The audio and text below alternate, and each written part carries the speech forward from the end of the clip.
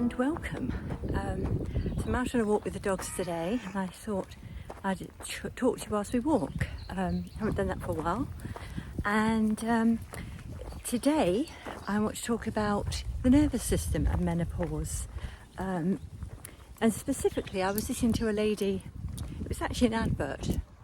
I was listening to a lady's experience of weight gain and how she tried everything and nothing was working. Just sort of eating less and exercising more. And I've come across many women who tried that. And it does seem as though you're not making any changes, but you're putting weight on. And she was, her pain was coming through the video.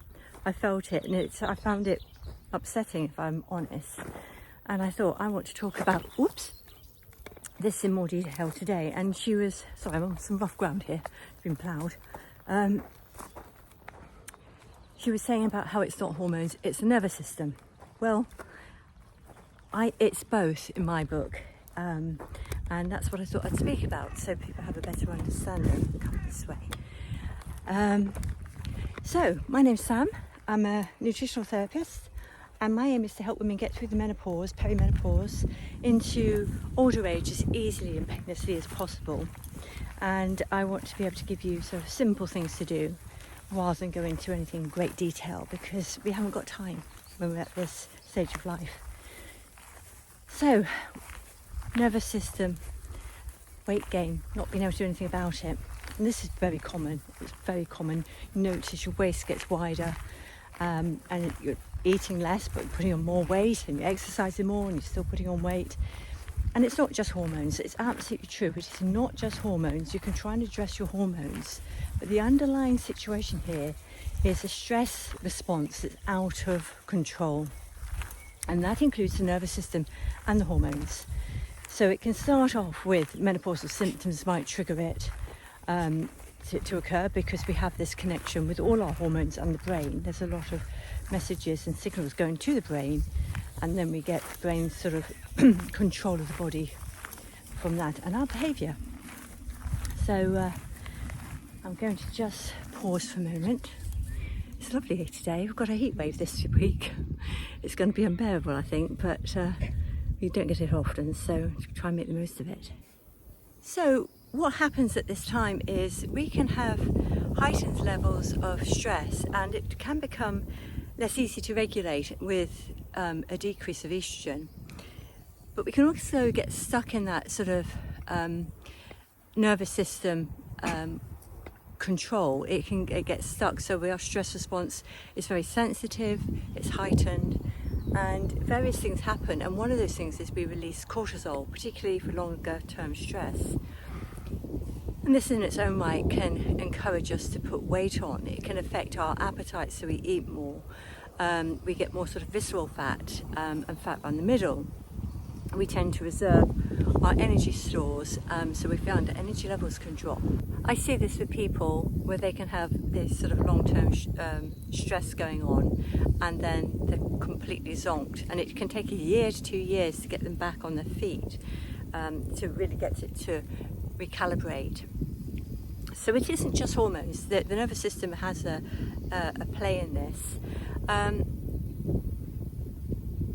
So what we need to do is really look at controlling or managing more so the stress. And there are various things we can do for that.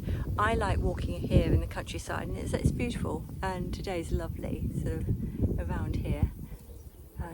What you can see, I'm going up a hill. I'm not going to go into the next stage because there's lots of slingers in there, and I've got shorts on today.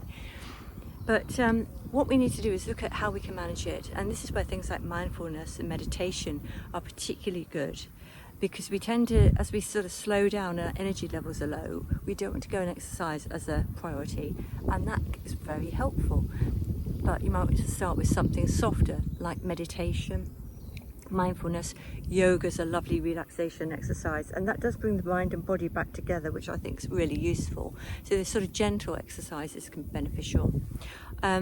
For the immediate stresses that occur, breathing exercises I've mentioned a number of times, and becoming aware of those stresses you are responding to. And sometimes we don't even think that something is stressing us. And this is where we have to have take a step back and have this awareness, because when we're aware that, for me, completing a form online has become a bit of a problem. I haven't got all the documents I'm asking for. It won't save them. I have to upload them every time.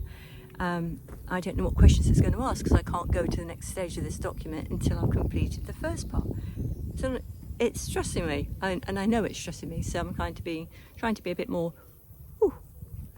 chilled about it, and I've got my plan of action if I get stuck.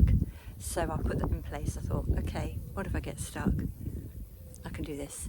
So it's being aware, having an awareness of what you're stressing over, or what's causing you stress. And some of it we can do something about, and some of it we can't.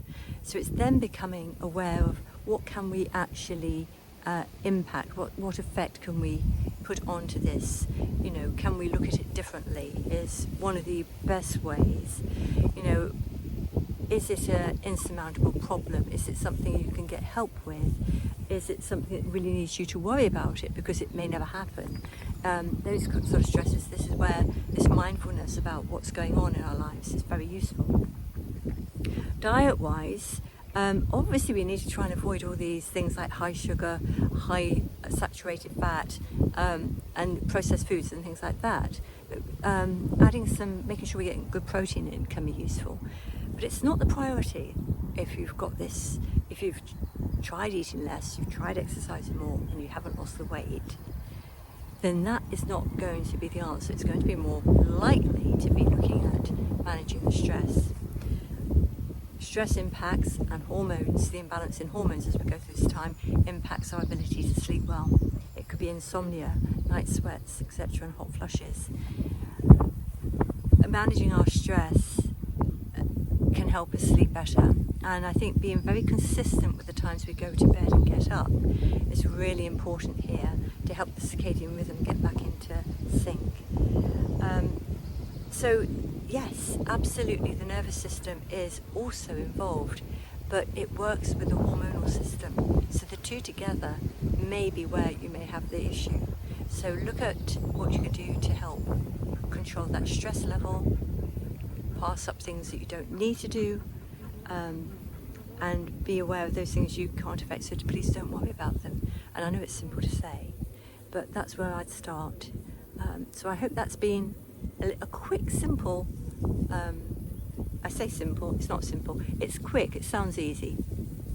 To manage stress is harder than it may seem, but be aware if your weight gain doesn't seem to be responding to what you're eating, your exercise, or anything that you've been advised. When you've got your hormones, you think, in the right level, maybe you've got this stuck nervous system stress response going on. So that might be where you need to start looking. Anyway, thank you very much for joining me today. I'm going to continue back with the dogs. We're going to go for a proper walk later when it's not quite, it's nice and cool here actually, but when it's cooler in this evening we'll have a proper walk. So take care, see you soon, bye bye.